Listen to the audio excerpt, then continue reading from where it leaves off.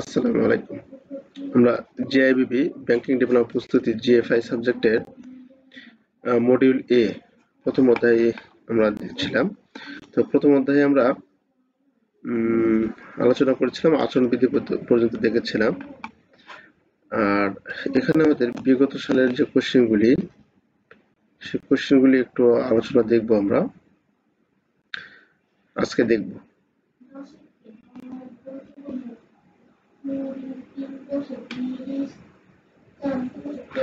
তো এখানে ৯৬তম banking diploma থেকে শুরু করে আপনারা মনে রাখবেন ৯৬তম ব্যাংকিং ডিপ্লোমা থেকে আমাদের সিলেবাস চেঞ্জ হয়েছে।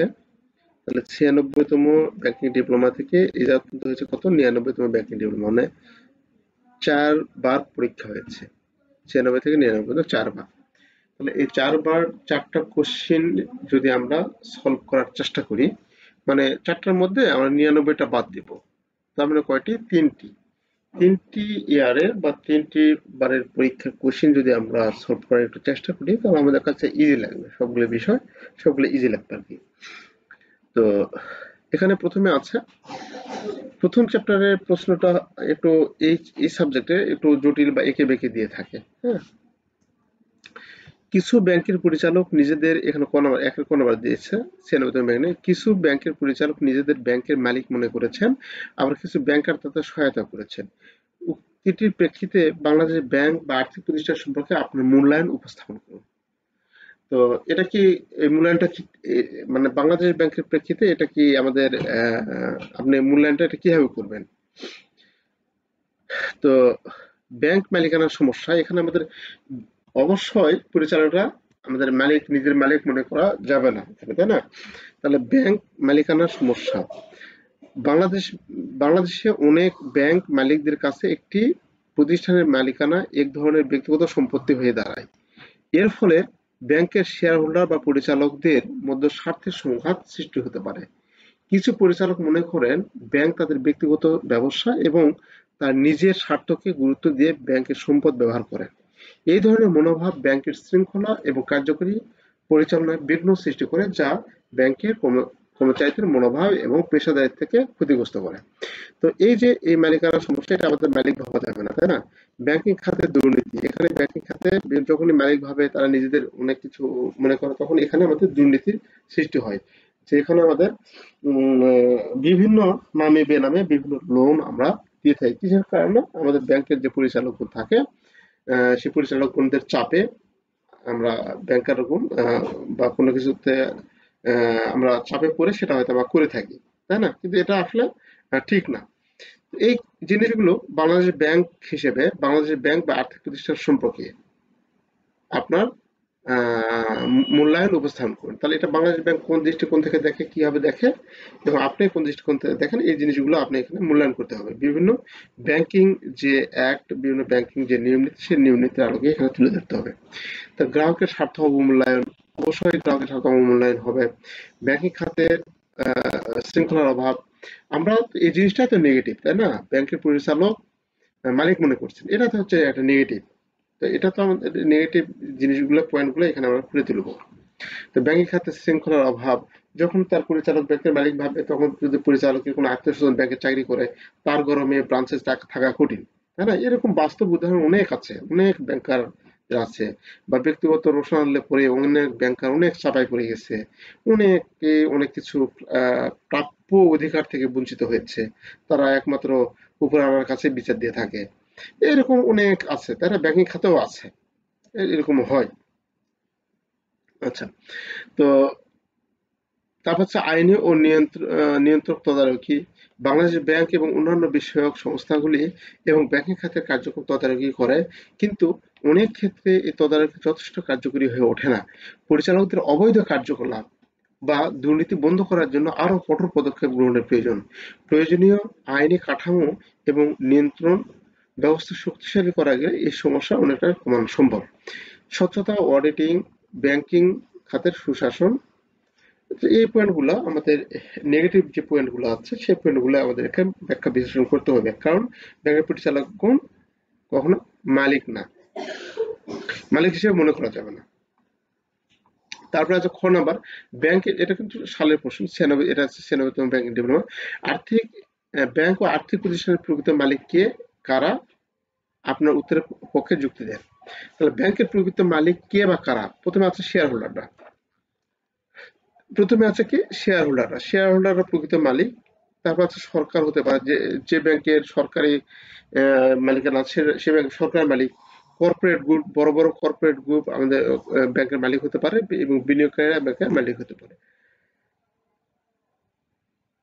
তো এখানে ব্যাংক প্রতিষ্ঠান প্রকৃত মালিক কারা? শেয়ার হোল্ডাররা। এখানে আমরা বলবো শেয়ার হোল্ডাররা সরকার, বা যারা বড় বড় কোম্পানি, গ্রুপ অফ কোম্পানি বা বড় কোম্পানি যাদের এই মালিকানা রয়েছে তারা, এবং বিনিয়োগকারীরা, এরা হচ্ছে আমাদের ব্যাংকের প্রকৃত মালিক। উত্তরের পক্ষে যুক্তি দেন, তো আমাদের ব্যাখ্যাগুলো দেখবো, একবার দেখলে আপনারা হয়ে যাবে। গ নম্বর, বিশেষত আর্থিক প্রতিষ্ঠানের সুশাসন কেন এত গুরুত্বপূর্ণ? মূল আলোচনার প্রশ্ন নম্বর 2। তো আর্থিক প্রতিষ্ঠানের সুশাসন কেন এত গুরুত্বপূর্ণ, আমরা 2 নম্বর যে প্রশ্নটা আলোচনা করেছি এতে, সেই 2 নম্বর প্রশ্ন এখানে আমাদের আমরা দেখবো আর কি। তারপর বলা আছে, ব্যাংকিং সুপারভিশন সংক্রান্ত ব্যাসেল কমিটি কর্তৃক ইস্যুকৃত কর্পোরেট সুশাসন নীতিমালা, মানে ব্যাসেল কমিটি কর্তৃক যে নীতিমালা, সেই নীতিমালার সঙ্গে এখানে মূল আলোচনা 5 নম্বর প্রশ্নের উত্তর। তাহলে 5 নম্বর প্রশ্নের উত্তর এবং আমাদের 2 নম্বর প্রশ্নের উত্তর, এটা দুটো দেখলে আমরা পাবো, মানে উপরের দিকে আমাদের আলোচনা করা আছে, অলরেডি এটা আলোচনা করা হয়ে গেছে আমাদের। তারপরে আছে 2 নাম্বার, এটা সেনাবেতন ব্যাংকিং ডিপ্লোমা। 2 খ, ব্যাংকিং খাতে ক্রমবর্ধমান জালিয়াতির প্রেক্ষিতে জালিয়াতি মোকাবেলায় ব্যাংকগুলো কর্পোরেট গভর্নেন্স কাঠামোতে কি পরিবর্তন আনা জরুরি? তাহলে ব্যাংকিং খাতে ক্রমবর্ধমান যে জালিয়াতির প্রেক্ষিতে জালিয়াতি মোকাবেলায় ব্যাংকের কর্পোরেট গভর্নেন্স কাঠামোতে, মানে কর্পোরেট গভর্নেন্স কাঠামোতে কি কি পদক্ষেপ আনা জরুরি? মানে আপনি ভাববেন আপনার ব্যাংকের যে বিভিন্ন রকম জালিয়াতি ফরজারি হয়, এটা কমানোর জন্য আমাদের কি কি কার্যক্রম আরো হাতে নেওয়া উচিত, বা কি কি কার্যক্রম অ্যাড করা উচিত, আমাদের আমাদের যে ম্যানুয়াল আছে সেই ম্যানুয়ালের ভিতর আর কি কি কার্যক্রম অ্যাড করা উচিত। এটা আমরা এখানে দেখবো। 1 নম্বরে দৃঢ় নীতি ও নির্দেশিকা, আমাদের নীতিটা দৃঢ় হতে হবে এবং নির্দেশিকা খুব কঠোর হতে হবে। স্বাধীন অডিট কমিটি স্বাধীন হতে হবে। অডিট কমিটি, দেখা যাচ্ছে যে অডিট কমিটিকে অনেক সময় স্বাধীন মতো তাদের রিপোর্ট করতে দেওয়া হয় না। এই কি কারণে? তার উপর প্রভাব খাটানো হয়, বা সে তাকে তার ক্যারিয়ারের কোনো ক্ষতি হতে পারে, এই জন্য সে ভয়ে হোক স্বাধীন রিপোর্টটা করতে পারে না। টেকসই ট্রেনিং এর আমাদের ব্যবস্থা করতে হবে। প্রযুক্তিগত ব্যবহার আমাদের জানতে হবে। অনেকে প্রযুক্তিগত ব্যবহার জানে না। অনেকে দেখা যাচ্ছে কম্পিউটার চাপাতে ভয় পায়। হ্যাঁ, কম্পিউটারে যে পোস্টিং দিবে, পোস্টিং দিতে ভয় পায় যে কি হবে। তো এটা আমাদের প্রযুক্তিগত ব্যবহার জানতে হবে। কর্মকর্তাদের জবাবদিহিতা, দায়বদ্ধতা, নিরাপত্তা পর্যালোচনা, ঝুঁকি ব্যবস্থাপনা, গ্রাহক সুরক্ষা, ট্রানজাকশন নজরদারি, বাহ্যিক নিয়ন্ত্রণ। তো এইগুলো যদি আমরা অ্যাড করি, তাহলে আমাদের ব্যাংকিং খাতের ক্রমবর্ধমান জালিয়াতিটা আমাদের কমে আসবে। আর এগুলো যদি আমাদের চালুই থাকে, তাহলে আমরা এই জালিয়াতিটা রোধ করতে পারবো না। 97তম ব্যাংকিং ডিপ্লোমা পরীক্ষা আসলে কর্পোরেট গভর্নেন্স কি, এটা মূল আলোচনা 1 নম্বর প্রশ্নের উত্তর। কর্পোরেট গভর্নেন্স কি আমরা যেটা আলোচনা করছি, জালিয়াতি, অপব্যবহার এবং জরিমানার বিরুদ্ধে রেগুলেটরি পরিপালন কার্যকর, উক্তিটি বর্ণনা করুন।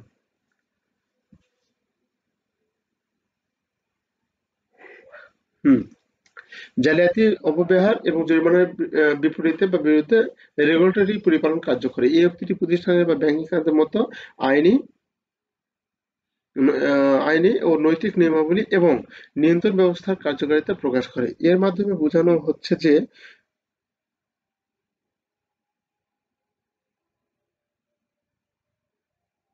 প্রতিষ্ঠানের সকল কর্মকাণ্ডকে আইনগতভাবে সঠিক এবং নীতিগতভাবে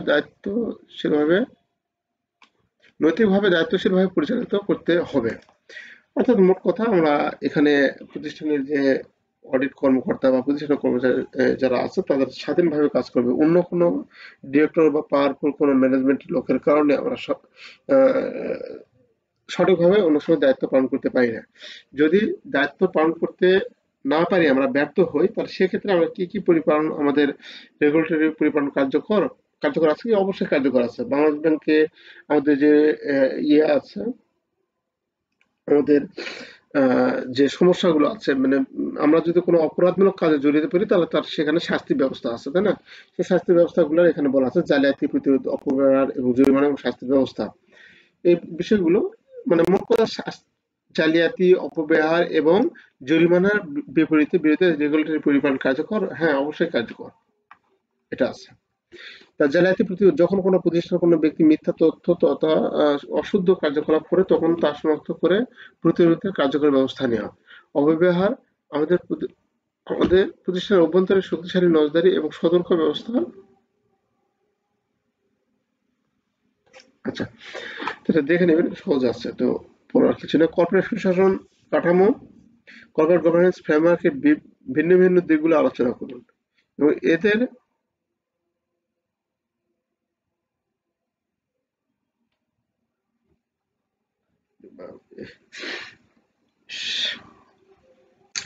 তো কর্পোরেট সুশাসন কাঠামো এর ভিন্ন ভিন্ন দিকগুলোর নাম লিখুন, এদের প্রধান কাজগুলো লিখুন। বোর্ড অফ ডিরেক্টর, কর্পোরেট সুশাসন কাঠামোর ভিন্ন ভিন্ন দিক, মানে বিভিন্ন ভিন্ন যে দিক রয়েছে সেটা, যে board of director, audit committee, ঝুঁকি ব্যবস্থাপনা সেল, অভ্যন্তরীণ স্বাধীন পরিচালনা, নৈতিক সম্পূর্ণতা এবং পারফরমেন্স মূল্যায়ন, এটা ইজি আছে। তাহলে বিভিন্ন দিক আর কি, কর্পোরেট সুশাসন কাঠামো বিভিন্ন দিক। 97তম ব্যাংকিং ডিপ্লোমা পরীক্ষা আসছিল। 98তম আসছিল কর্পোরেট গভর্নেন্স হলো সেই ব্যবস্থা যার দ্বারা ব্যবসার কার্যক্রম পরিচালিত ও নিয়ন্ত্রিত হয়। আর্থিক প্রতিষ্ঠানের দৃষ্টিকোণ থেকে এই বিবৃতি যথাযথ বললাম, হ্যাঁ অবশ্যই।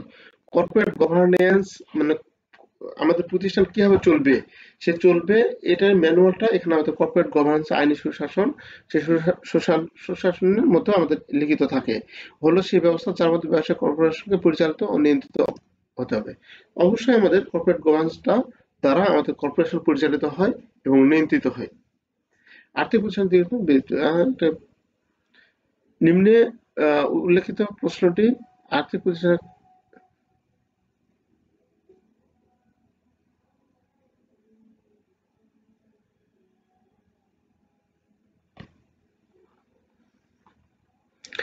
আচ্ছা, এখানে সঙ্গে খালি পয়েন্টগুলো পড়ছি। কর্পোরেট গভর্নেন্সের মধ্যে এখানে কর্পোরেট গভর্নেন্স এবং আর্থিক প্রতিষ্ঠান নির্দেশনা, সিদ্ধান্ত গ্রহণ, দায়িত্ব, জবাবদিহিতা, স্বচ্ছতা, শেয়ারহোল্ডারদের স্বার্থ রক্ষা।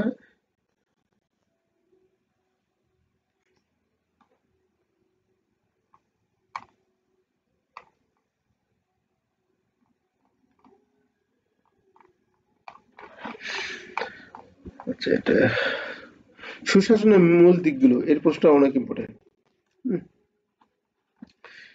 সুশাসনের মূল দিকগুলোর মধ্যে আছে প্রতিনিধি, আইনি শাসন, স্বচ্ছতা, দায়িত্বশীলতা, অংশগ্রহণ, সমতা এবং দীর্ঘমেয়াদী উন্নয়ন বা গণমুখী সেবা। তাহলে সুশাসন করতে গেলে, সুশাসন যদি আমরা প্রতিষ্ঠা করতে চাই তাহলে এর সুশাসনের জন্য মূল যে পদক্ষেপগুলো বা মূল যে দিকগুলো রয়েছে সে মূল দিকগুলো কি কি? প্রতিনিধিত্ব, প্রতিনিধিত্ব, আইনি অনুশাসন, স্বচ্ছতা, দায়িত্বশীলতা, অংশগ্রহণ, সমতা, দীর্ঘমেয়াদী উন্নয়ন এবং গণমুখী সেবা। সুশাসন কেবল ব্যাংকের সুনাম বৃদ্ধি করে, এটা বাংলায় লেখার মতো। সুশাসন কেবল ব্যাংকের সুনাম বৃদ্ধি করে না, ব্যাংকের সমৃদ্ধির ক্ষেত্রেও সুবিধা আনয়ন করে। তাহলে সুশাসনের মূল দিকগুলো আমরা দেখলাম।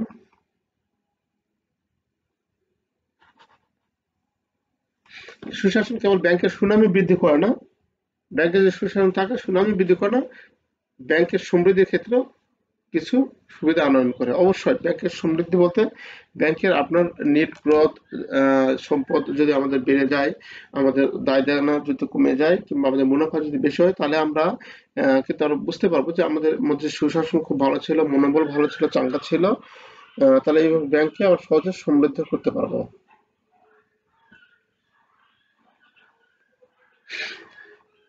আচ্ছা, এটা 99, এটা আমরা দেখবো না। 99 দেখছি যে মিশন স্টেটমেন্ট বিবৃতি। 99 এটা দেখবো না, এটা তো আমরা, এটা তো বাদ দেবো।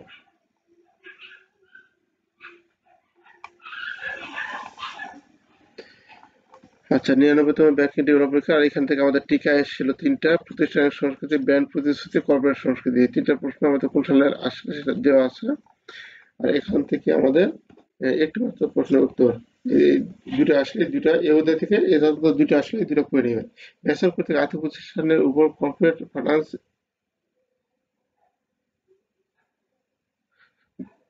ব্যাসেল কর্তৃক আর্থিক প্রতিষ্ঠানের উপর কর্পোরেট গভর্নেন্সের বিষয়ে কয়টি নীতি প্রণয়ন করা আছে? এখানে 13টি নীতি। তারপরে কর্পোরেট সুশাসন কাঠামোর স্বতন্ত্র দিক দুইটি কি কি?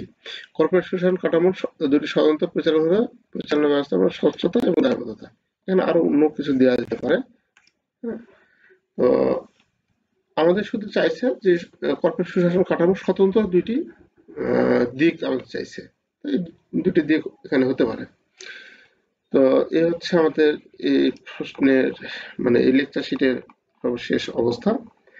আমরা এই সালের কোশ্চেন গুলো একটু মিস দেবো না, সালের কোশ্চেন গুলো একটু দেখবো। আশা করি আপনারা পড়লে এটা বুঝতে পারবেন। আর আগামী রবিবারে ক্লাস আছে, রবিবারে আপনারা জয়েন করবেন। তো সবাই ভালো থাকবেন। আমরা সামনের দিন নতুন পরের অধ্যায়ে আমরা শুরু করবো ইনশাল্লাহ। সবাই ভালো থাকবেন। আসসালামু আলাইকুম।